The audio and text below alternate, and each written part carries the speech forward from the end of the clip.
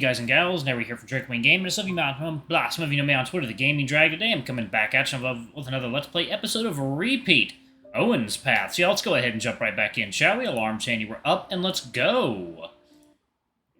Alrighty. I stared at him blankly for a moment before nodding quietly. Samuel motioned for me to hand him the phone. What voice was I doing for Samuel?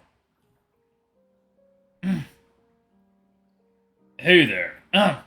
Hey there, kid. Samuel? There was a clatter from the speaker like someone had just dropped the phone. Samuel waited patiently as Owen scrambled to pick it back up. Listen, Samuel, I'm sorry for what I said when I left. I was just so angry and... Shh. I'm not angry. It's fine. But it's not fine. Shh. Owen fell silent as Samuel slowly cleared his throat. I won't deny that you were being a little piece of shit when you left, and then didn't come back home for 7 years.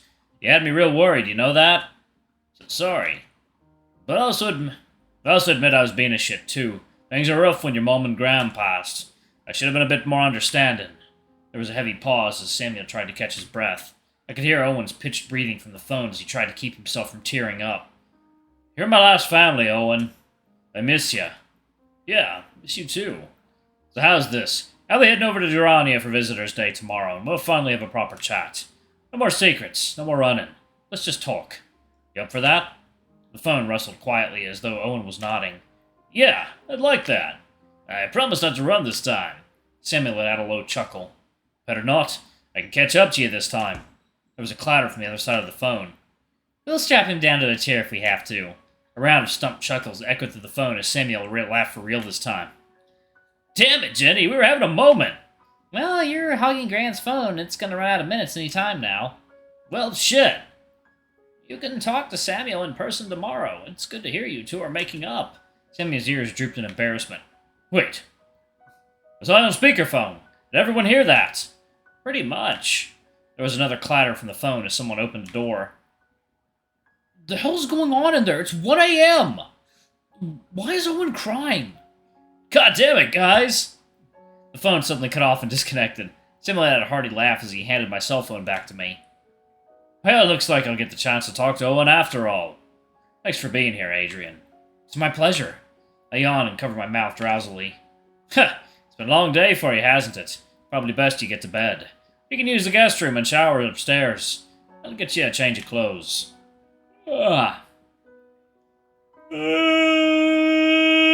Real yawn.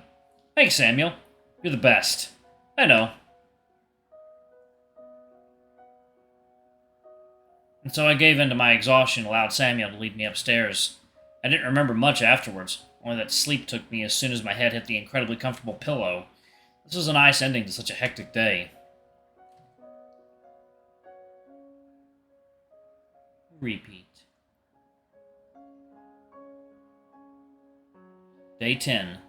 A family built upon lies. Good water.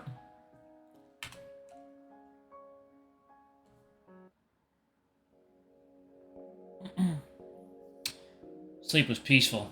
I was dreaming of a flock of birds soaring through the warm summer sky. Adrian, wake up! 5 more minutes. You literally said that 10 minutes ago. Come on, get up! Didn't you say you had snooping to do? Suddenly I felt a pair of ice-cold fingers pinch around my nose and pull me off my warm, comfortable pillow. My eyes shot open to see Echo hovering uncomfortably close to my face. It felt like I was pressing my cheeks against a very cold window. You're possibly the laziest person I have ever met. I yawned and rubbed my eyes. You're waking me at the dead of night. Did you expect me to jump out of bed with the sun shining out my ass? You're the one who was so excited to snoop around the house at this hour. Don't blame the messenger, dude. Now, are we gonna do this or not? Alright, I'm getting up. Another yawn stretched from my open mouth as I stumbled out into the hallway. I strained my ears and felt a wave of relief at the sound of Samuel snoring from the other room. Good. Looks like we'll be able to explore uninterrupted. So what's the plan, Adrian? Hope your planning skills are better than Owen's. There's definitely something fishy about this house, and this family in general. I'm gonna snoop around a fair bit to see if I can dig up any information. Is that all?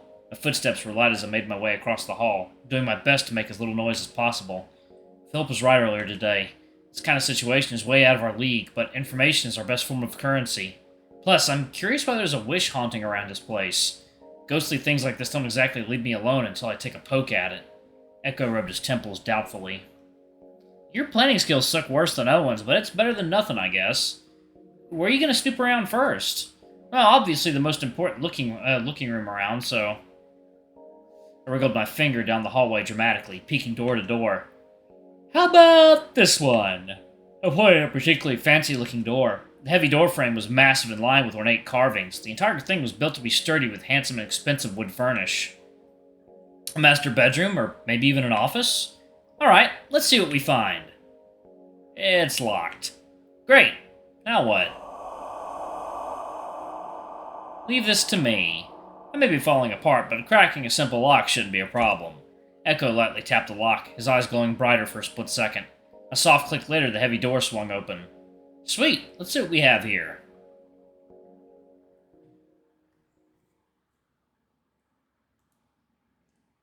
Oh.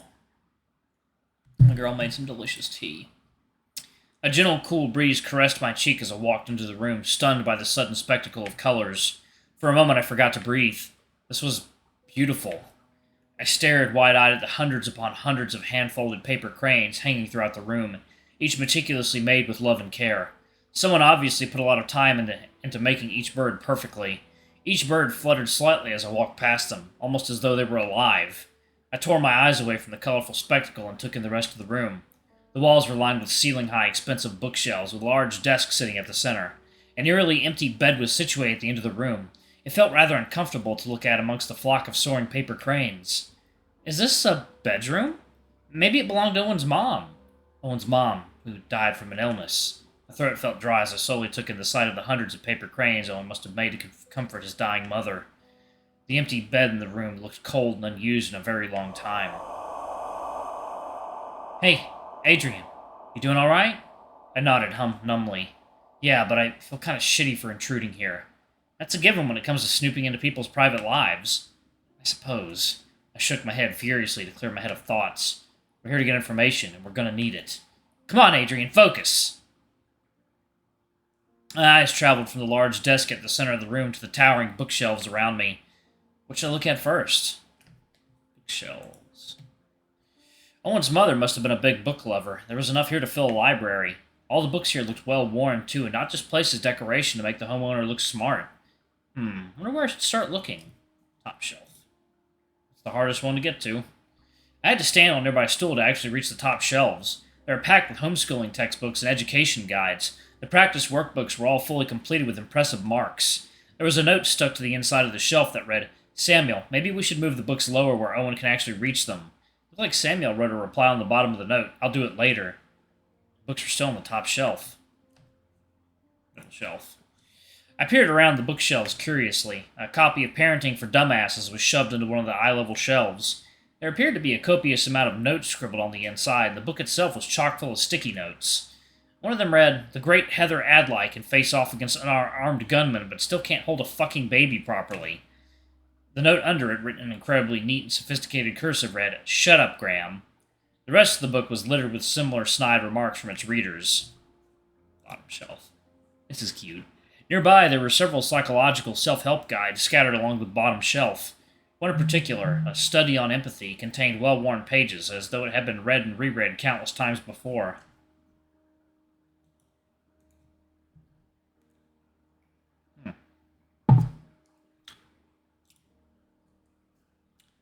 Bookshelves, desk, okay. The desk at the center of the room was covered in a thick layer of dust that had been undisturbed for years. Across the top of it were complicated-looking files and folders that I couldn't make heads or tails of. It kind of felt like an archaeologist trying to unearth fossils without disturbing anything. Find anything interesting yet? I don't think so. Most of these files are written in such thick legal jargon I can barely tell if it's actually English. I ducked under the desk and sighed. There's a kitchen knife taped under this desk, too. Owen's family sure likes to take their precautions seriously. I mean, they apparently dealt with criminals fairly often. I don't blame them for being careful. Do you think they actually use any of these in a fight? I don't really want to know. An idea flashed in my head. I carefully pulled the small knife out from its hiding place and to see it set it on the desk. What are you doing? I wonder if my camera's memory snapshot would work on this. You're gonna try and dive into a memory right here? You tend to pass out right after you take photos like this. Well, it's a good thing you're here to watch over my sleeping body while I'm gone. Just warning you, I might be tempted to draw on your face while you sleep. That's a price I'm willing to pay. I clicked the switch on my camera and carefully pointed it at the knife laying on the desk. My camera felt unusually heavy in my hands today. Alright, here goes nothing.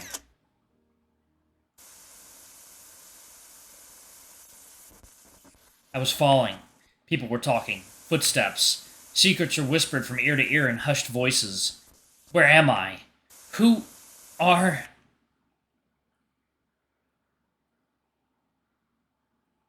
Owen, go to the safe room and stay there until we come get you. Owen, there's no need to worry. Mom will take care of everything. We need you to stay very quiet, Owen. Shh, please. It had always been like this. There'd be a crash at the door, the sound of broken glass echoing through the house. Mom or Samuel would rush me to the safe room where the thick metal walls would keep me safe. Safe from what? They never said. I would wait and wonder. Why was Samuel hurt again? Why was Mom covered in red? Who kept breaking into the house? I never got any answers. I got tired of waiting. This time, as Mom and Samuel closed the safe room door and rushed away, I dug out the key I had hidden in my pocket. I'd just take a small peek. I had to know who kept trying to hurt my family. I crept quietly down the hall towards the kitchen. It sounded like Uncle Graham and Samuel were outside with several other people. There were shouts and gunfire.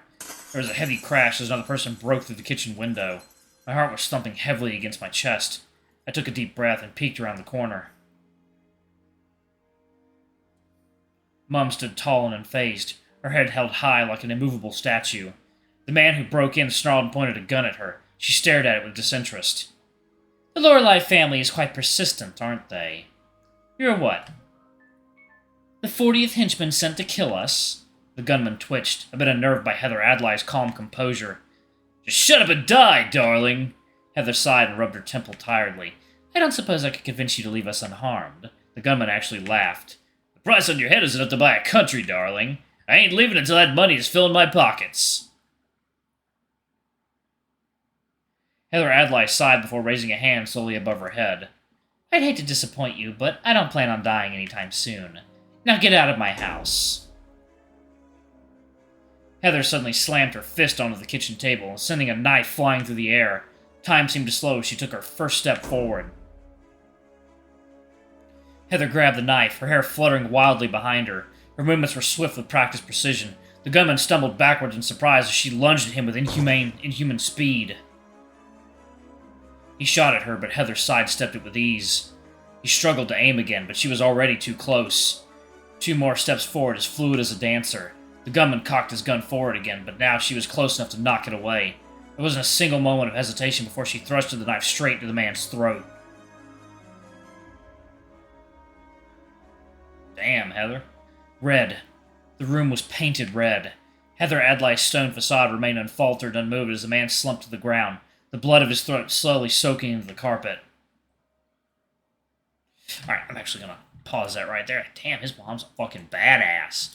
Alright, thank you all so much for watching. Don't forget to like, comment, subscribe, ring that notification bell, and check out our Patreon and YouTube memberships if you can. It always helps. Anyway, I love you all, and I'll see y'all in the next video. Bye-bye!